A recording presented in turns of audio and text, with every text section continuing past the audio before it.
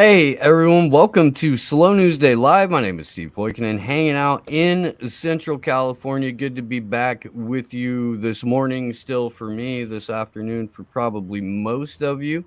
I hope you hung out for the conversation we had with Dan Cohen a little bit earlier. That was phenomenal. Go check that out later today if you haven't, but do stick around in the moment because joining me is my friend Tessa Lena.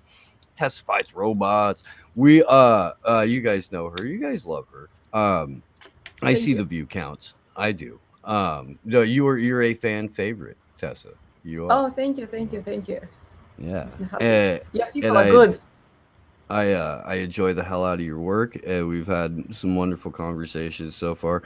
How are you? How's it going? What's New York like right now? Oh, it's wonderful. It's all new normal. It's no vaccine passports everywhere. It's awesome. We are living in the future. I have No, I mean, like, what do you have to do? Like, you just have to laugh. I mean, you can't just cry about it. It's like, it's crazy. But my Soviet self has a sense of humor about it because I know that eventually it ends, and then everybody's like, oh, "Of course, it was ridiculous. Like we always knew, we always knew."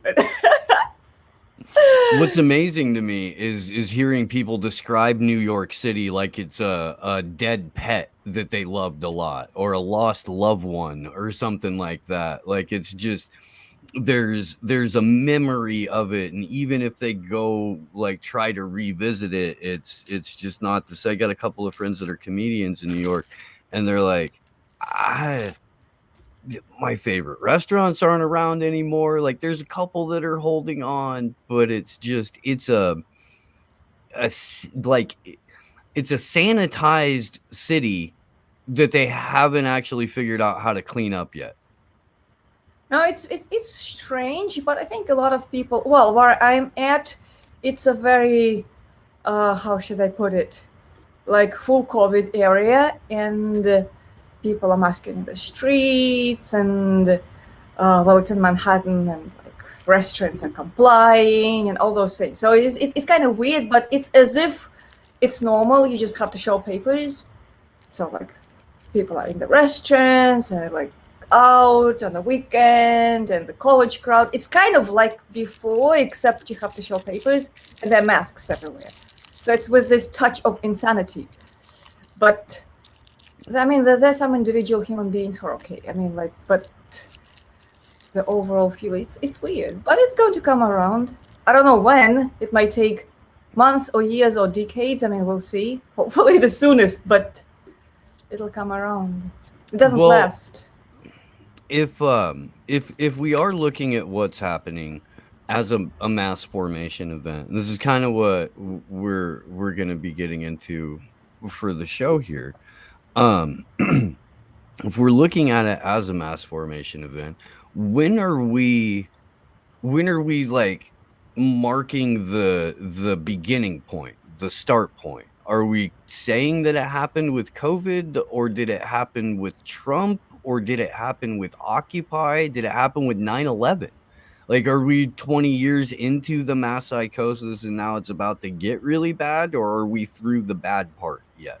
Well, that's a very loaded question. It probably happened, I don't know, 2,000 years ago, 3,000 years ago, wherever it started. And then gradually, layer by layer, like society by society, it was getting increasingly less natural. I think, I mean, like, that is my viewpoint. But I'm glad you mentioned mass formation because you're like, that's what I wanted to talk about. And it's interesting because I think that, well, I told you I'm in two minds about this discussion because on the one hand, it is absolutely true, and analysis is wonderful and it reflects, I agree with it. In other words, I think that's what's happening. But I also think that the core issue, like the reason, the foundational root issue is, it's kind of spiritual. I mean, this word has been abused. I don't like using it because, like, then immediately it's airy, fairly California. Well, I should mention California, you're there, but you know what I mean. It's kind of like this fake Yeah. New Agey. So, but I think that that's what it is, because uh, in other words, what I'm trying to get at, the solutions are in this realm. So if we make it a cultural, intellectual concept, so okay, so this mass formation, and this is how we explain it, this is how we pat ourselves on the back, and we say, okay, we are sane, we didn't go for it. Those other guys, they are insane, they were altered, they went for the mass formation, which I think it's accurate, but then what? It's us and them. And how do we get out of it? Because we don't get out of it using the same principles that got us there in the first place, even if the talking points were the opposite. But the emotional principle, the spiritual principle, is like us good, them bad. And if we continue rolling with this principle, then we pretty much keep walking in circles with a whole different set of talking points. So I think the way out of it, honestly, is slow, labor intensive, and unpredictable and frustrating, and it requires work with no guaranteed outcome. But that's, I think, the only way out. As in, we think, okay, so in this situation, it's humbling, it's unpleasant, and sure as fuck we should be protecting ourselves. Like, sure as fuck we should be trying to make sure that we're safe, that nobody bullies us, that, I mean, well, good luck with that one, but at least that we stand up to that. But at the same time, we keep existential humility, as in, maybe those other people who went for it, they're walking on their own terms, on their own pace, and maybe their existential mystery is whatever it is, and maybe they're being idiots, but it's not like we've never been idiots. So it's like they're fucking up in that way, we've fucked up in our own way, and probably will again and again and again, because that's just what human beings do. That's how we learn, that's how we grow, that's how we go about things. So I think patience and spiritual humility, for the lack of a better word, and again, all those words have been hijacked and it's said, but I think it's necessary if the goal is to eventually, at one point, arrive at some kind of a better state of the world. So No, you're right. Go ahead. Finish your thought. I'm sorry. no, I mean, like, it's I pretty much said what I wanted to say with this one, but I think that's what it is, and it has been a discovery for me also on a personal level, on many levels, especially in the past 2 years, because like my own personal tendencies, like, okay, I figure things out, and it's kind of like I figured out typical a little bit quicker than, say, the whatever, but then it's like, come on, hello, move, I mean, like, where are you, hello? And I realize that it just doesn't work, and I can all day I can pat myself on the back and thinking that, like, how smart I am or how I figured things out, but it does not help one bit. It just like frustrates the hell out of me. So it took me a while of, again, extremely frustrating experience to kind of accept the fact that this is how things are, and people are entitled to fucking up. They are entitled to moving on their own pace, and ultimately it's not like I'm perfect. Like, I take my time with figuring things out as well, and we're kind of, in this way, we're all in this together. And wonderful phrase, with the World Economic Forum. No, I'm kidding. So it's just how it is, and there's no formula. I mean, it's like, hello, we're here, it's tough, and that's all we have. No, that's fair. That's fair. I think that because there's such I don't know if it's uniquely American tendency to overcorrect, to when you find out something or find out that you've been had, the typical American will then turn that around and like unleash it on everyone in the most obnoxious fashion. Really try not to do that with something like this. Have a familiarity in my background with people with mental illness to begin with. So one of the things that I've always tried to hammer home throughout all of this, like maybe last year we were wondering, and trying not to sound crazy about it, but last year we were one, not last year 2021, last year 2020, we're still new into it, make that clear. Happy Mid New Year! 2020, like, yeah, you too. I hope it was fun for you. But we were like, fuck, are people being hypnotized? Like, is this a mass hypnosis thing? What's going on? We, didn't have the terminology to put what was really happening together. But, very nervously, like, holy crap, dude, are people really in real time, like, having their brains broken and going through some sort of like hypnosis or psychosis? What's going on? And the last thing that you ever want to do to anyone who is in the middle of a psychotic episode is be like, hey, guess what? You're fucking nuts. No, it's okay because you're crazy. And that's all right. Like we understand that you have significant mental deficient. Like that's not how you approach that. No, man. The Yes, you've been wrong about shit. Of course you have. You're human. That's what happens. The thing that makes it, I think, makes people on edge more is because of just how pervasive and on multiple levels frightening this whole experience has been for a lot of people. Not necessarily, and that's even the people that get it. The people that have saw this from day one have been fucking traumatized by this, by watching the debilitating effect it's had on our friends and loved ones, society as a whole. I agree with you. Well, I mean, like it's been super traumatizing for everybody, and perhaps, well, I do believe that people are actually being hypnotized by probably many, many ways, and this is what and meaning like beyond just like straightforward propaganda and straightforward like bombardment. I think probably everybody is a victim of like many vicious methodologies of trying to mess with people's heads. But and you're right. I mean, you cannot, if a person is in a trance, you cannot just say, you're crazy. You might be I mean, like the frustration that the person who is not in that state feels while looking at it, and the people who are like good and smart and brilliant and good-hearted and well-intended and fucking like just like acting like lunatics. I mean, like it's extremely painful, but I cannot speak for everybody. I can only speak for myself. What I've learned is to transcend that frustration, which is entirely logical. It's not like it's logical, it's natural. This reaction is natural, but because we still have to somehow get out of it, just staying in this frustration, as natural as it is, it's not helpful. So my own trajectory was to somehow figure out a way to transcend it and kind of just understand that, history is a very long thing. It's, well, endless, and we're looking at thousands of years. And whatever we do, by keeping our sanity, by keeping our cool head, it actually has a good impact on the world.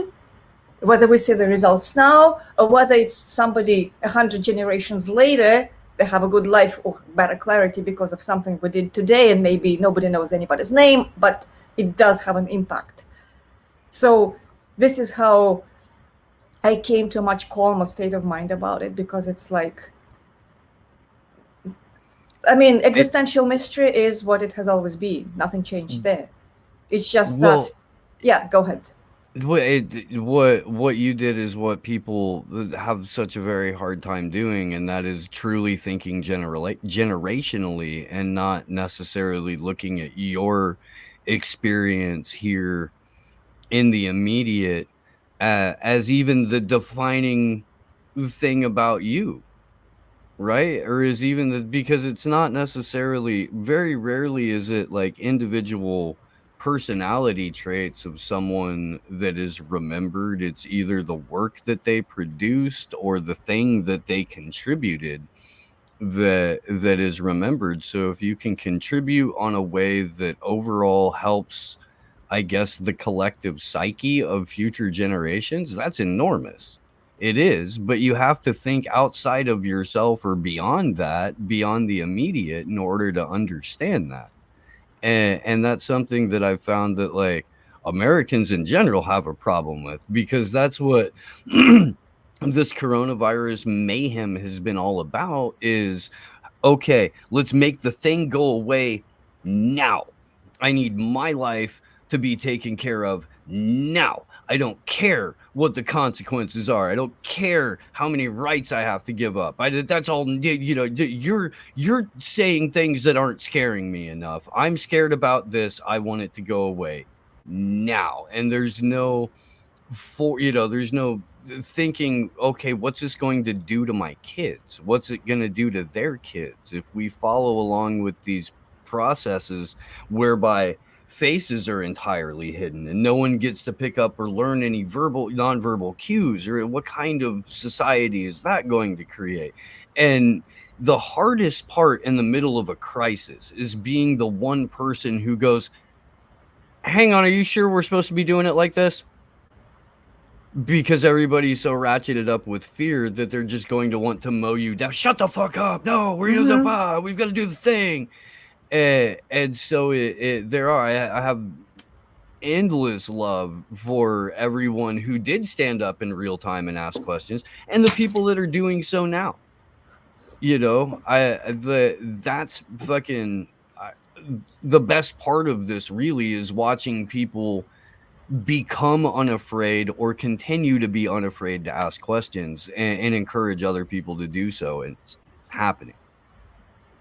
I agree with you. And another important thing to point out here, at least from my perspective, what I experienced, I think that in the, for the lack of a better term, anti-COVID camp, which I'm entirely in, obviously, like, duh, but I think that impatience also plays a role, meaning, like, for instance, when I do my peaceful talks about, like, let's keep a cool head, la la la, all the things that I've been saying now, sincerely, because this is how I feel about life. Sometimes people feel like, but it's so horrible. I mean, how can you say that you should, like, treat them with love? But I think that sentiment, which I entirely understand, because things are shit. I mean, like, the abuse is tremendous, and the bullying is tremendous, and it's super frustrating and unfair and wrong and awful. That's all true. But it's just that you can't resolve it with the same emotion. I mean, you can try, and then eventually you turn into that person on the dark side if you just proceed with that emotion. And this is how history goes, because, again, I think we discussed it, but for instance, in the history of my original homeland, Russia, so it's like the revolution, well, which was kind of a coup, but the revolution of 1917, at least it pretended, the infomercial was that it was going to make things just. And say on the level of the, like, higher ups who were doing a coup, it has never been about justice, it was about themselves. But on the level of, like, just common people who were frustrated with something, or they didn't like their neighbor, they thought he was snotty, that's why he should be shot, whatever. I mean, like, but it turned into this complete nightmare because people went with that emotion, like, on the ground. They're like, oh, you're an asshole, and therefore there's a very, like, from you're an asshole, then the next thing you should be shot. It's just like, if you let yourself go with this emotion, it's a very dark trajectory. And doesn't matter what you started with. You might have started with the fact that snotty asshole, like, took your dog or what, or, like, but like, and then the next thing you do, you shoot him. It's like, and that's a horrible example, but you know what I mean. It's No, like, yeah, yeah, it's a perfectly good example. There are people who have shot people over their dogs. There's people who it happens. It does. And that's a perfectly petty example of a reason to take someone's life.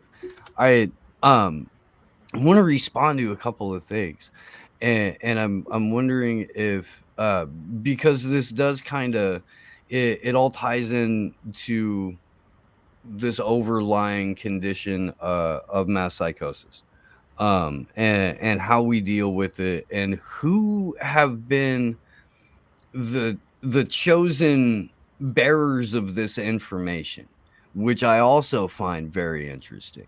I also find really fascinating. So I have a short clip here of Professor Matthias Desmond, who's it's I guess his theory in general, the mass formation event. But I want to The, I want to note the other, the two doctors on screen with him, being Dr. Robert Malone and Dr. Peter McCullough. Dr. Robert Malone has not changed his tie since the Joe Rogan show. It must be a lucky tie.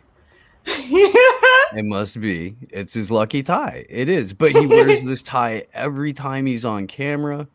I'm probably gonna go ahead and pull the No Agenda audio after we watch this here real quick. But this is Professor Desmond explaining the run up to and the conditions necessary for mass formation. loneliness is actually the number of socially isolated, socially atomized people, as Hannah Arendt calls it, is the central characteristic.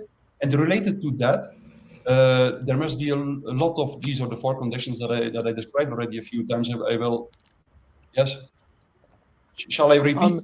Can you? Yeah. No. Can you give a number? I recall from one of your podcasts that number may have been 60% in the U.S. Did I get that right? Yes, 60% of the people who reported that they had no meaningful relationships at all, which is huge. Which is huge. And as a consequence, and that's a second condition which is important, as a consequence, these people usually also feel a lack of meaning making in life, lack of sense, because human beings are really social beings, and if the social bond is disrupted, they typically experience their life as meaningless. And that also was really, there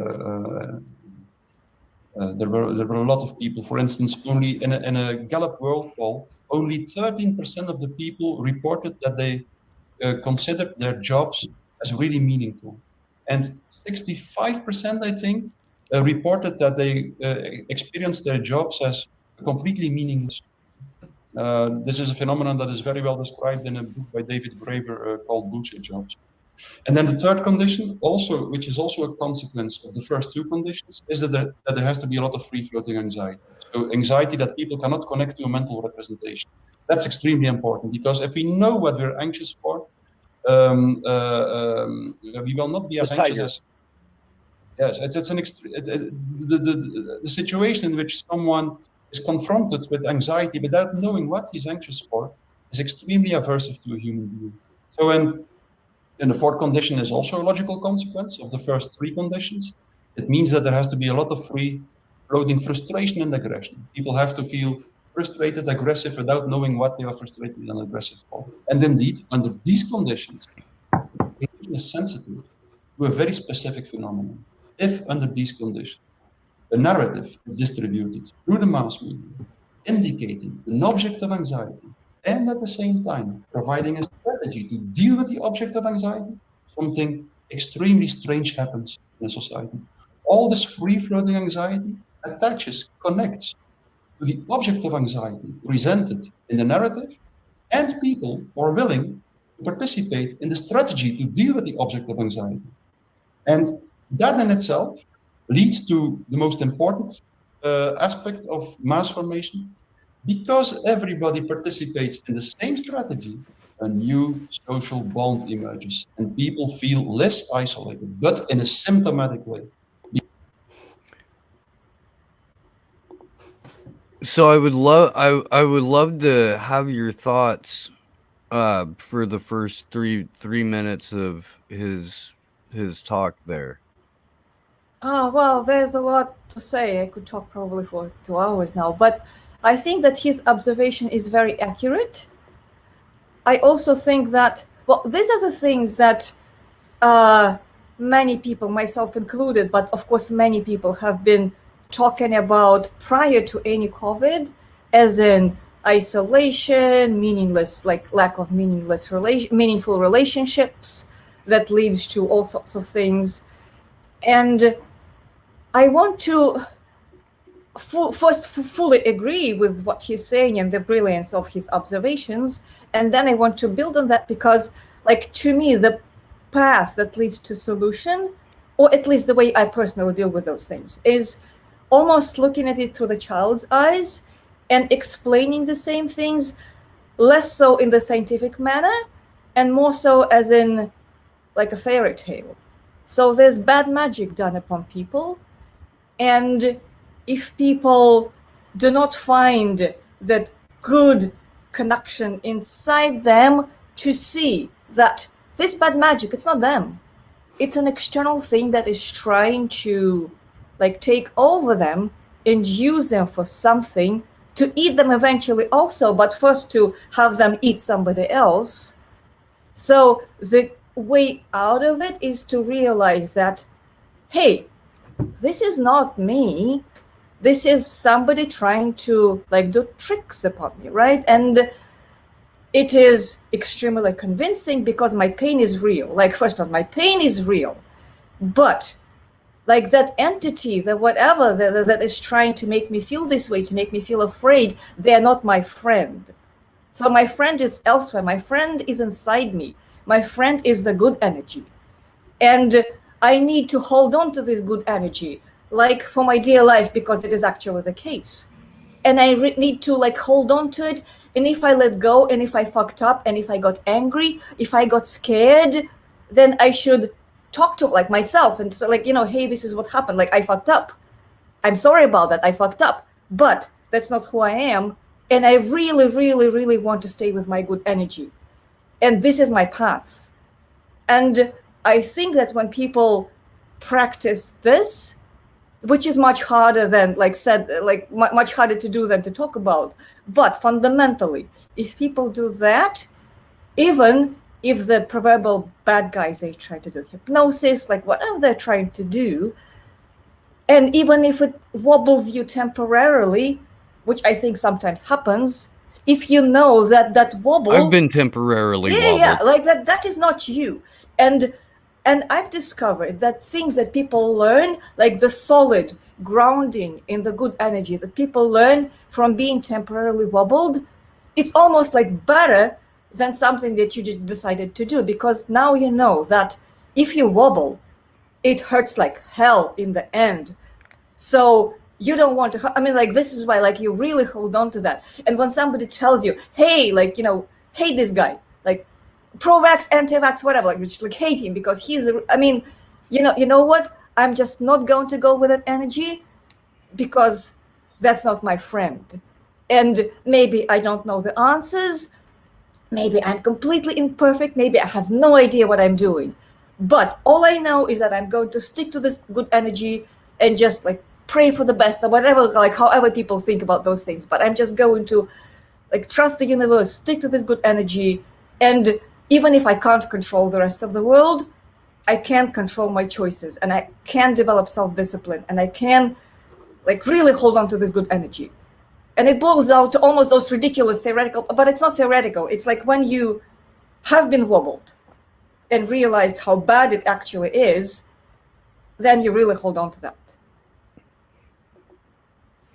I think okay, so let me ask you this is obviously something like you have learned and internalized and developed, but there's a certain percentage of the population that doesn't buy any of the bullshit pretty much all the time anyway. Like that won't get pulled into these, I don't know, the energetic vortexes that are designed to take your resources, really. Like all of them, whatever you would consider a resource in your life and about you, these little energy traps are designed to take those in one way, shape, or form, multiple if they can get away with it, right? And my buddy Sam Tripoli, when he first started, or I guess it was a year or so into his podcast, but he was ranting one day and he came up with something that he is now called like the rules of the Ronin, which masterless samurai don't have anyone ordering them around, and they're essentially like, don't affiliate with any groups, don't defend anyone you don't personally know, don't defend actions that you didn't have a say in, don't give knowledge to people who aren't looking for it, and if you can, right or wrong. And I think the people who have sort of adopted various aspects of that mentality without necessarily framing it that way, it's just, that's my buddy, it's his thing, and I'm gonna shout him out because I love him, and it fits. It does. It fits. So, but I think that people with that mentality in general are I don't know, more, I guess, able to process what you're trying to lay down right here. Whereas people who have to be a part to have to let the group think, do the thinking for them, have to let the machines do the work for them, have to let the internet tell them what they're supposed to feel about something. Of course they're going to get sucked into either side of the narrative, no matter what the narrative is. In this case, it's COVID, and in this case, there's been a massive brain breaking of the population that's influencing it as well. But I mean, there are a relatively small number of independent thinkers and critical thinkers, and a relatively large number of people who need a group or a herd, if you want to frame it that way. But I don't think that that's an at birth designation. No, I think what that I mean?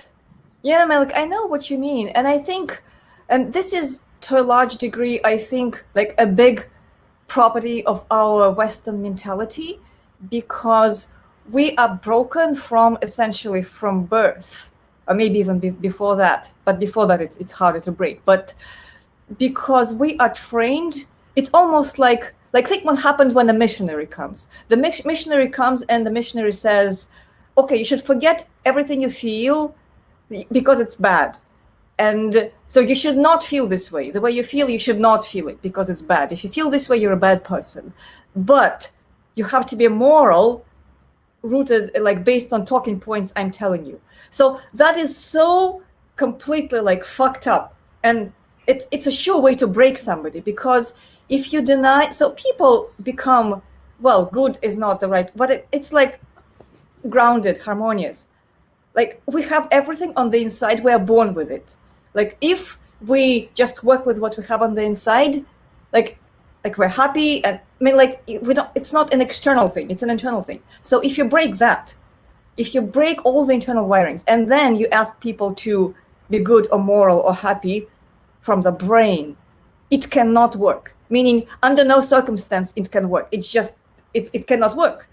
There's no mechanism in there for it to work. So, but everybody's trained to do that, like in our culture and West America, and even in Russia, because, like the whole Western thing. So we're trained to operate from there, which, by the way, is why I contacted you, like, because I wanted to talk about this thing, mass formation. And I told you I was in two minds, because if we take this concept, which is beautiful and correct, but if we start explaining the world from the brain, using it, then we fall into the trap. So I think that the practical process is still internal. So you cannot fix a human being from the outside, period, regardless of whether it's like pro-COVID, I mean, like, it's just not how it works. I don't know if it makes sense what I'm saying, but yeah. It's like everything that people have to go through, it has to be internal. And if it has to take 15 centuries because everybody's too slow, then as frustrating and unnecessary as it is, and I would say that it is frustrating and in some way unnecessary, because, like, you don't have to like be in total denial for 15 centuries. But if this is what it takes, then this is what it takes, because that is internal.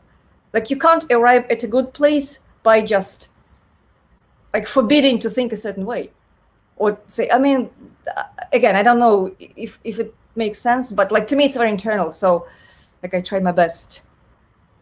No. It does. It makes absolute sense. And this is something that people in general get so far away from. And it's what the right wing looks at and says, well, this is communism, or this is, Marxism in media, in school, in the office. It's this sacrifice whatever you think you need individually for the collective good. There is no, in fact, internalizing what is happening in your world is counterproductive to success in the world. And thinking about, what independent thought might be, or honestly, what's good for me, what's good for my health, what's good for, what's best for me to be able to function at my peak as a human being. If you start thinking about that, well, that sounds selfish. Maybe you're one of those Ayn Rand fans. Maybe you just hate grandma, and maybe you just want everyone to drive on private road. Like, that's the line, but that's the thinking. I've had this shit happen to me. I have. And it's so, yes, what you're saying makes sense because I can see it pervasively in so many aspects of what's supposed to be like intelligent and informed society. Well, I don't think we have an intelligent and informed society. And, like, ironically, I actually recently, for some reason, and I'm taking it to a much more shallow level right now, some unknown to me self-identified Marxist yelled at me on Twitter. I was completely puzzled because, my thing with isms, I don't fucking care. Like, this ism, that ism, I think it's about something entirely different. But I got yelled at for pointing out, and I stand by that entirely. Remember that thing with nurses at Biden's, the senior nurses? Yeah. Which I looked at it, and then, like, I quite sincerely, I pointed out, like, wow, it totally looks like my, like, Soviet childhood's lame asexual, like, art. And I made that comment because I was struck. I was like, wow, like, I never thought I would see that in my life again. And here we go, like the Soviet art, like asexual, politically correct, loyal to the authorities, like, wow. And somebody took offense with that, saying that, whatever, but capitalism is still bad and communism is still. I mean, I was like, I took part in that conversation, and I still don't know what it was about. So, like, I tried to be like, but like I gave up eventually. But to me, it was such a a demonstration of ideological nonsense. And the people might have been very good. I don't know them. I mean, like, I give them the credit. Like, they might be very good people, very smart and whatever. And I said, I'll gladly have a conversation with you, like, not in this format, whatever. We can have a talk, whatever, just like normal. Yeah. That I don't think they wanted to, but no. Maybe they will eventually. Like, hey, like, if you're listening, then please, like, I'm like, I'm good with that. But it was to be so, like, almost cute. It's like, well, the Twitter commies are a special kind of adorable, aren't they? I mean, it's just there's a type of like 19 to 22-year-old campus Marxist. Do you know what I mean? Who is they came from a background to where they could afford to be at a university in the modern era. In the United States, where it's not like we really have anything like free school, which is an entirely different conversation. But their Marxism or socialism is all formed in this almost petri dish laboratory setting of academia, where the experiences of people who lived through the Soviet Union, lived in the Soviet Union, lived under, fucking what is essentially Stalin's idea of communism or state capitalism. I don't want to get my house burned down. I get you. I do. It's a public-private partnership. It's if fascism with a different shaped hat is really essentially what it is. And the Twitter commies get so up in their feels because they've never actually experienced significant hardship. They've never had a truly authoritarian government show up in a manner that's impacted them, unless they went and, like, you know, joined Antifa or something. They get to see the police state firsthand, but even that's a fucking psyop. Michael Malice makes a joke. The difference between Stalin's police and U.S. police is at least the Stalin had the courtesy to knock. But you know, like what with those people actually, what kind of hurt my feelings, but then I mean, like, I decided to just like not like just let it go. That person who claimed with much passion that I was essentially denigrating the entire generation of people who defeated the Nazi Germany, and I was like, what the fuck are you talking about? That's my grandparents. Like, what are you talking about? How can I possibly be denigrating them? Because this is my family. This is like this is my blood. What are you talking about? And they still like, la la la la, whatever, yep. But I just let it go because it was just like, after this, like, what do you say? So no, you don't, because you're not talking to a serious person. You're talking to a drunk Muppet at that point. No, I mean, like, I'm willing to have that conversation and kind of like hold their hand or whatever, but I mean, like, this is just nonsense. This is insulting. So,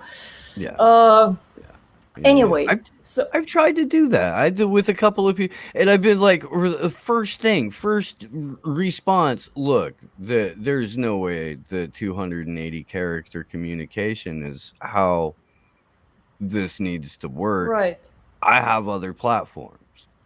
You know, and no, it's never about that. It's about like trying to get a jab in on somebody who has a higher follower count than you, or trying to get some like woke points or the online cloud or whatever. It's no, I'm not for that. So I don't do Twitter like that. I don't. I try really hard not to. Sometimes I will.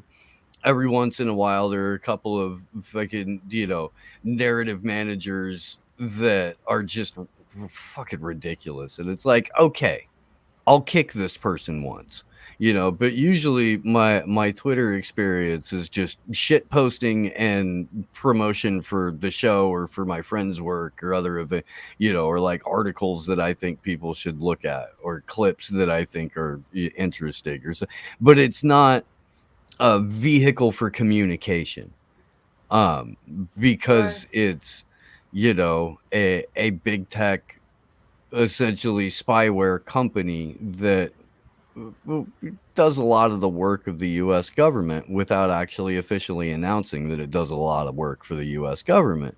And that's not where I want to talk anyway, man. I make my friends put the fucking phone in the microwave. We're going outside of the yard. We're going to have a conversation. And that is much better.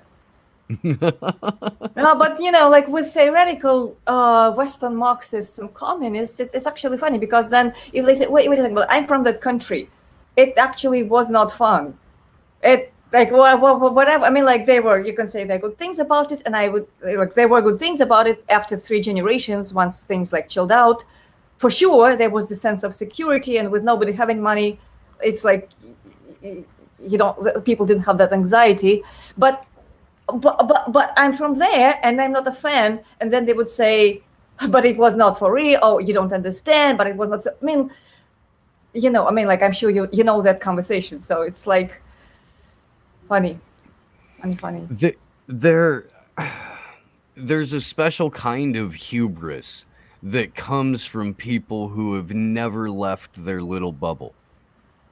Do you know what I mean? Especially if that bubble is rooted in academia, and maybe their entire travel experience was one time in college when they went, you know, and did a Euro rail for 2 weeks, and like, you know, had sex with somebody who wasn't the same color as you, and did drugs somewhere and other tourist shit.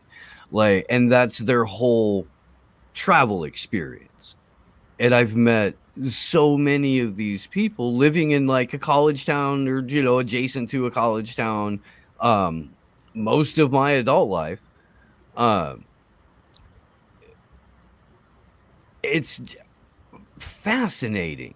It is, because their own literature says you are supposed to defer to the lived experiences of people who have, you know, been Right. to the places, lived through the things, done the things. And yet, as soon as you say something that contradicts what their propaganda, their worldview, their ideology told them to believe, lived experience is thrown out the window. Not only that, but you are most likely the beneficiary of some incredibly wealthy operation that has in some way, shape, or form contributed to imperialism globally.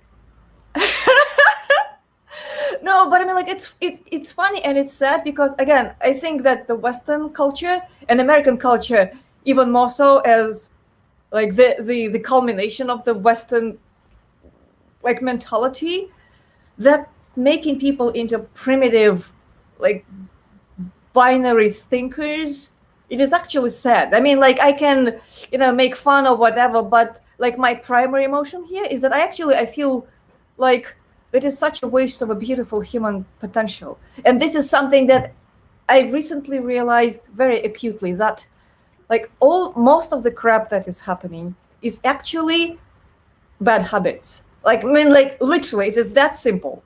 It is bad habits.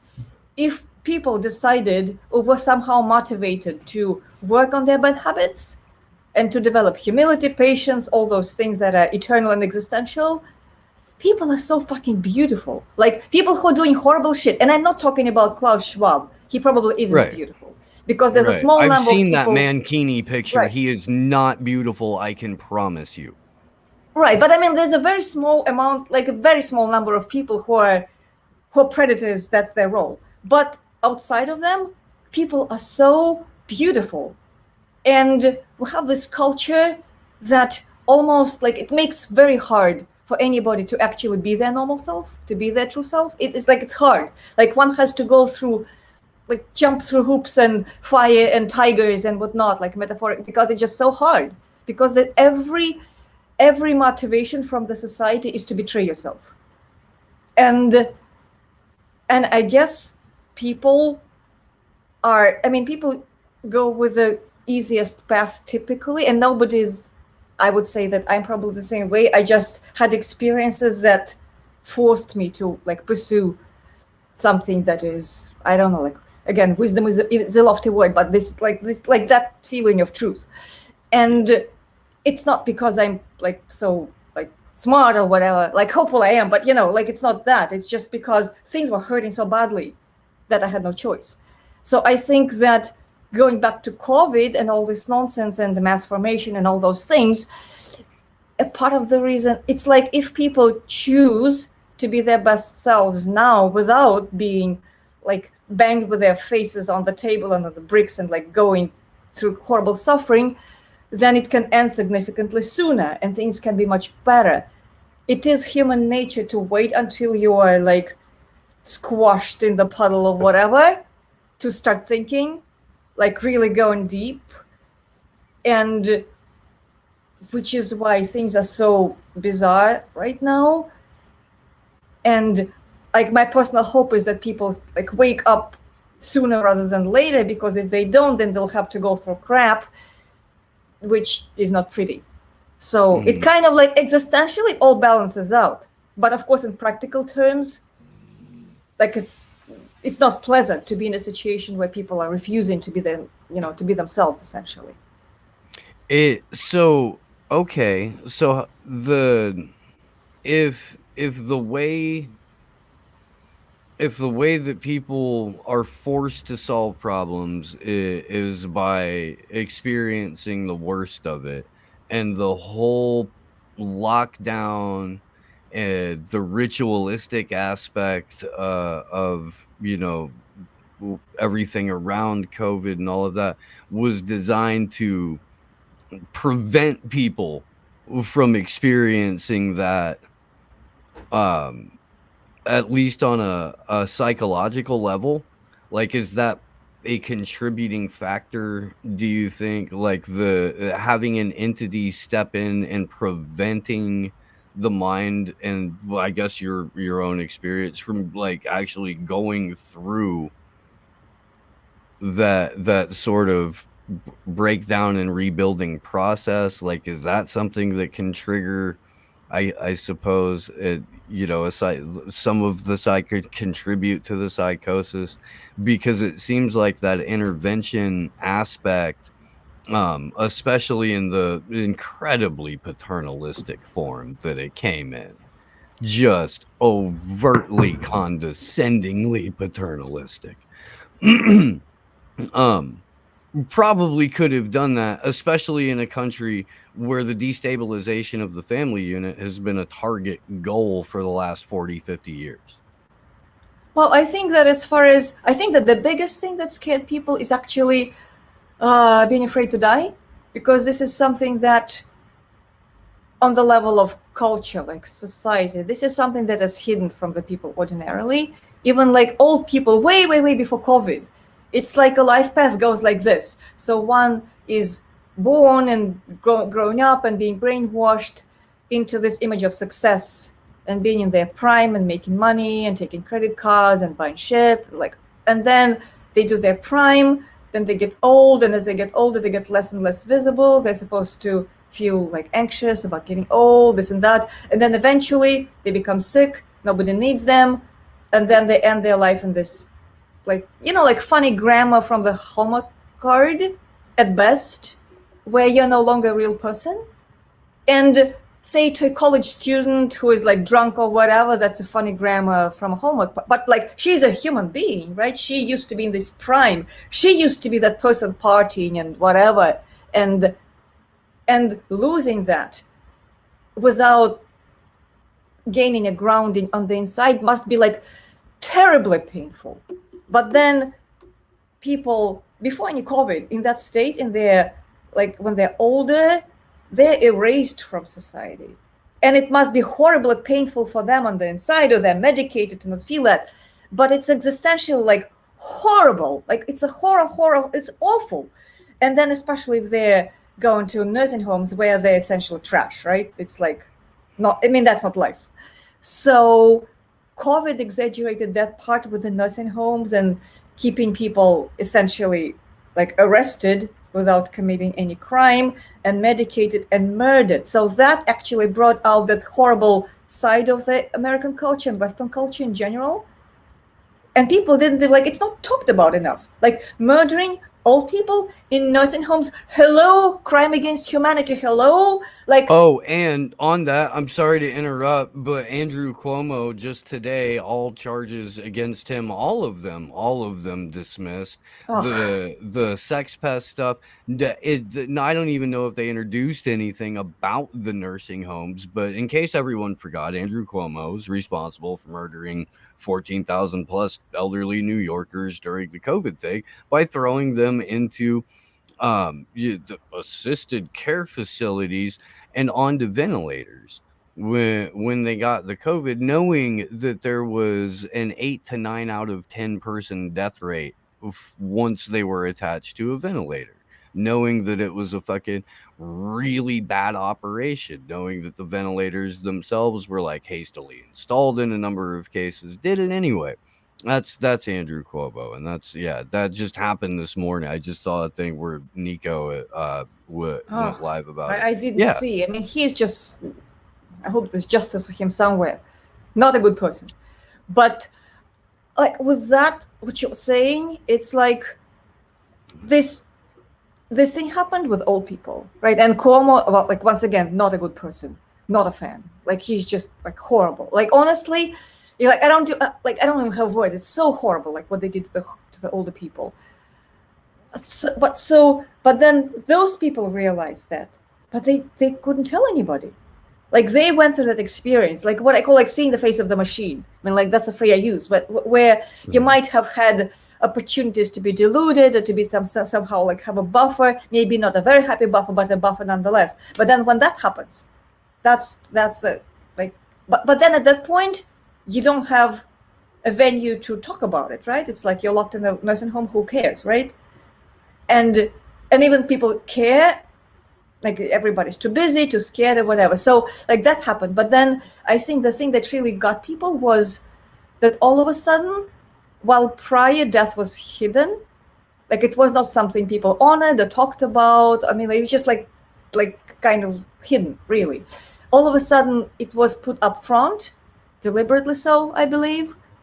And that possibility that, oh my God, like you could die, actually. That, I think, and when repeated, repeated really like hypnosis, that really freaked people out. And then, of course, I think like with suppression of early treatments, with like saying people died of COVID, who died of something. I mean, like all that 24/7, there was this, like, first of all, people were murdered, which is like the primary crime. Like that is a primary crime. People were murdered. And then that murder was reframed to make others even more scared. Like that is such a twisted, dishonest, just like awful. But I believe that this is what actually got people more than anything, plus isolation, plus all those things. But the fact that people were told that they were going to die, and it kind of like, so if the exercise that I try to do when I try to understand, sometimes I try to get into the thinking, like on the emotional level of the person who does things that I think are like silly, for instance, right? So then if you take it at face value, that your life is under like incredible danger, and say those horrible anti-maskers, they genuinely endanger your life because they're fucking selfish morons, right? It is extremely logical from that external logic to act like, to think, to perceive things like that person who from the outside looks completely psychotic. But there's an internal logic to that.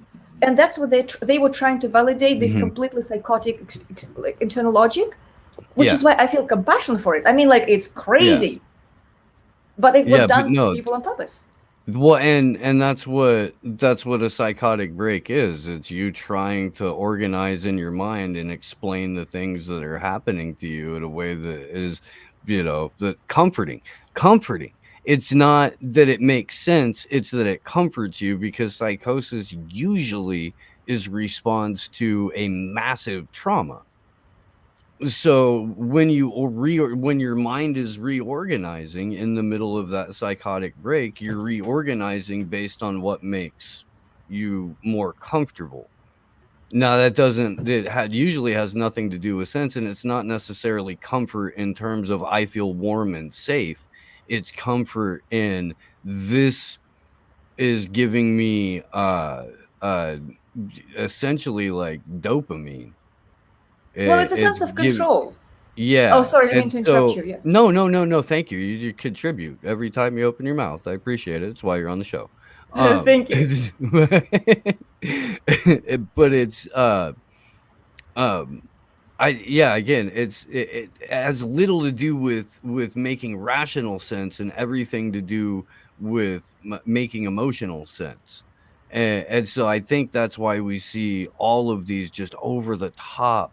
I've got a mask surgically taped to my face with a mask over it and a shield and gloves on top of that. And I'm now ready to go onto this plane after I took the 12 Xanax. No, it's sad, but I do think that actually a sense of control plays a huge role in it, because especially in our, again, I keep coming to like Western culture, but this is what shaped us. It's a very sensory deprived culture we're in, and we're all in a way like victimized by that, and it takes a lot to try to break through that and like throw away all the like noise and poison that we've been fed since childhood. But, and all of us, like regardless of party, I mean, like all of us were fed crap in that sense, like poison. So, but sense of control is a big thing, because trusting the universe, nature, the divinity, whatever people, however they think about this mystery of life, that's a feeling. That's a feeling that cannot be like logical. I mean, it doesn't live in the realm of logic or linear anything. It's a type of knowledge, but it's like from a mystery, right? If you don't have that, then you have to constantly create a linguistic framework that puts you in control. And I mean, like, for everybody, it's good to have some kind of intellectually coherent relationship with the world, because without it, it's very confusing. But then it's a matter of like degree and extreme. And so without that grounding, that sense of control becomes extremely important. Like, for instance, we might have talked about it, but I had an abusive marriage, right? So it was like god awful, really bad. But one of the things that I learned, and now I can talk about it calmly, is that, like, for instance, he couldn't find TV remote. It threw him completely out of, like, he would feel so disturbed and anxious and just go crazy, where's my remote? But he was sincere in feeling completely like out of whack and anxious. And while it is crazy and it was destructive and horrible, but that feeling of like being awfully anxious was real. Similarly with those things, like there's, again, an internal logic to this craziness, and it's about not having control, and whatever gives the people the feeling of control, like, okay, now I understand, masking helps. Let's fucking mask everybody.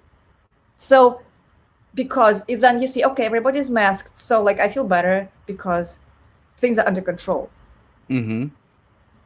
And how to get out of it, again, is a mystery, because I think that we literally cannot force people to like come out of it.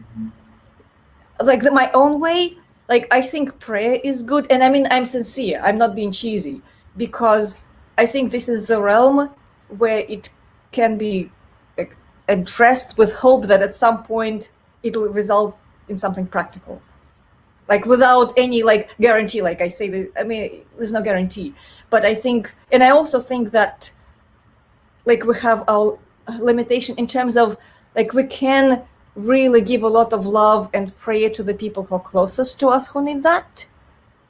It's physically impossible to do it for the entire world for one person. I mean, like we can congregate and try to do it for like larger groups and whatever, but as one person it's important to like not lose your mind if you can't do it for the entire world, because it's just like physics.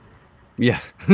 So well, and I mean, what is prayer outside of, you know, directed, focused intent that you project out into the universe with the added component of belief or faith?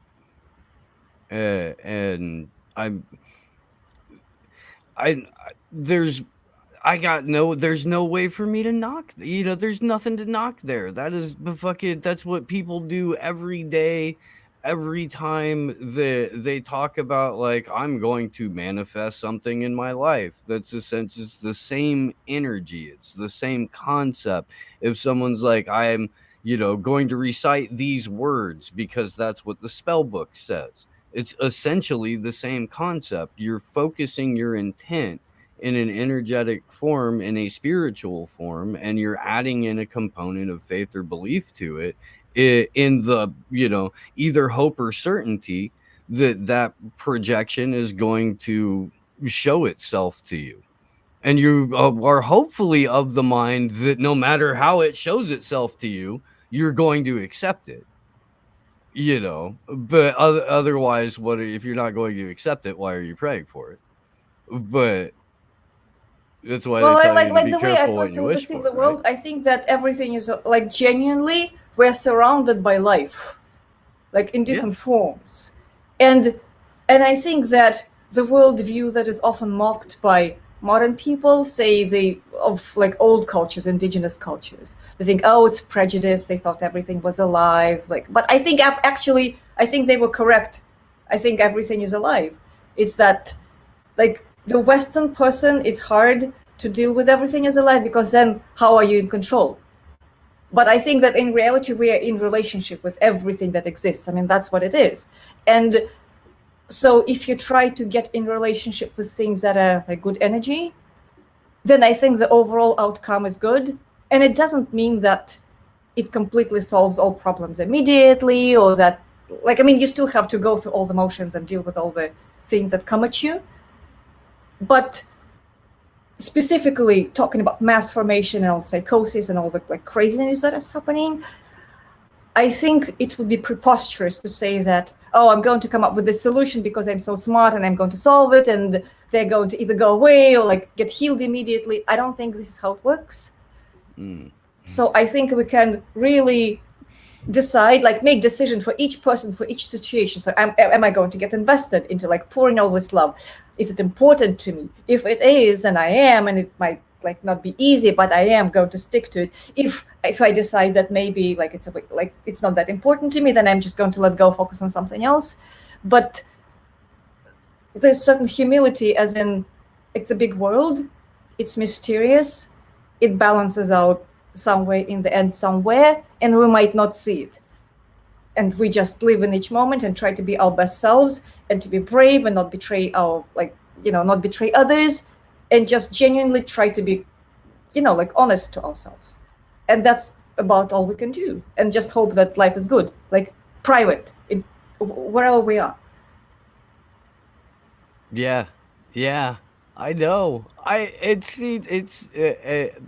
elegant, if not infinitely frustrating. That actually is the right answer. It is. Tessa, I have to run. I have a thing in 25 minutes, and I have to run to the store in between. Go. But thank you so much, and let people know where they can find you, where they can find your work, how they can support it, and come back on whenever. I really do enjoy these.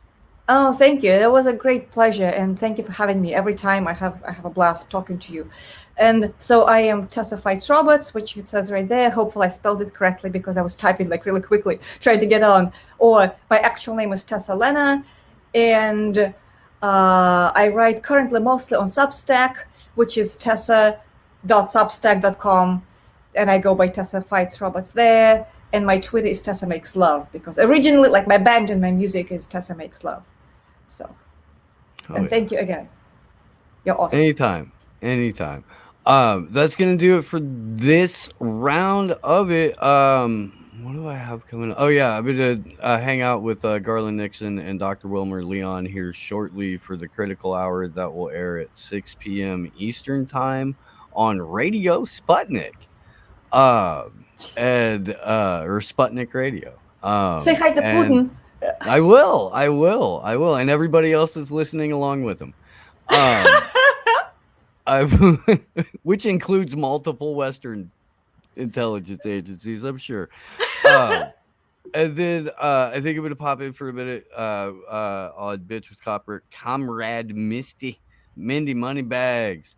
Tonight, tomorrow, there will be, I imagine, a lot of shit talking about the January 6th insurrection. And Porting Down episode of Memory Hold will air tomorrow as well. Thank you all for being a part of this. I love the hell out of you. We will see you soon. Thanks again to Tessa. Thank you. Thanks to everybody for hanging out and watching. We love you. Good luck to us all.